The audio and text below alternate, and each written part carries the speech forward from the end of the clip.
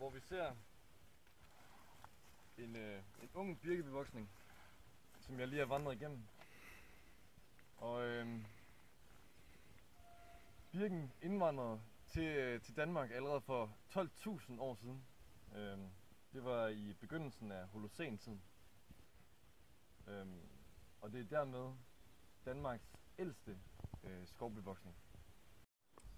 Birken den kan sprede sig utrolig langt med vinden, op til 20 km, og kan indfinde sig på stort set alle jordbundstyper. Det er en pionerart, og den er tilpasset det første successionsstadie. Og så holder den af. I Danmark finder vi den især på sådan nogle sure, våde, tørre lokaliteter, som her ved Lille Gribsø. Vi står nu ved en ældre birkebevoksning, hvor vi ser et urtelag, der består primært af græsser og mosser. Og vi ser ikke noget busklag. Vækstvilkår. Birketræerne er en meget lyskrævende træart, og de er specielt tilpasset sure og næringsfattige lokaliteter. De kan også klare sig på boreale områder. De har en meget bred fysiologisk amplitude, og det ser man ved, at de for eksempel kan klare sig på rigtig mange lokaliteter.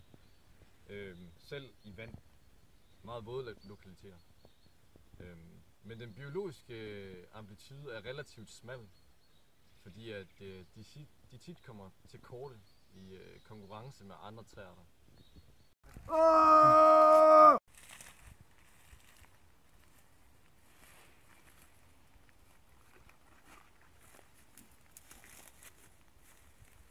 Birken den har nogle rakler, som er udviklet til, eller er tilpasset til at vindsprede birkens frø. Og birken har en hurtig ungdomsvækst og en overfladisk skiverod. I sådan en birkebevoksning her, der er der et godt grundlag for flora og fauna, da der kommer meget lys ned. Og der er eksempelvis hundredvis af forskellige bladinsekter tilknyttet birkebevoksninger. Og mange forskellige mosser, eksempelvis flere forskellige spagnummosser. Vi har igennem tiden ikke brugt birken i traditionelt skovbrug. Og vi har påvirket den naturlige hydrologi ved at lægge dræn ud på birkens bekostning. I fremtiden er det muligt, at vi vil komme til at se mere birk, da at man ikke bruger dræning, ligesom man gjorde før i tiden. Her ser vi så en måde, hvordan man kan anvende birken ude i skoven. Man har simpelthen sløjfet drænene, der er vand over det hele, og man har lavet en renafdrift. Og i stedet for så at prøve at putte nogle arter ind, der ikke kan tåle de her mere vandlige, vandlige miljøer, jamen så har man simpelthen fremmet birken, og det er tydeligt at se, at man har ude og tømme i denne birkebevoksning. Så her er det et eksempel på, at man godt kan anvende birken i skovbruget.